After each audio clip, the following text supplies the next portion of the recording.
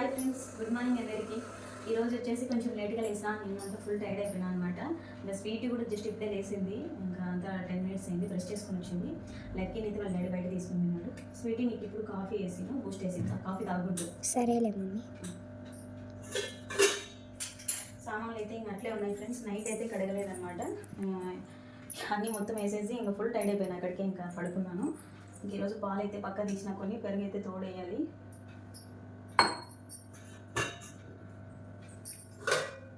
ఈరోజు మర్చిపోయినా, non veg కూడా ఏం లేదు నాన్న. బాబుకి డాడీ అదేదో తాయితే కట్టించుకొని వస్తున్నాడు. ఈరోజు రేపు లేదు, మళ్ళీ మంగళవారం తీసుకురామని చెప్తా. సరే.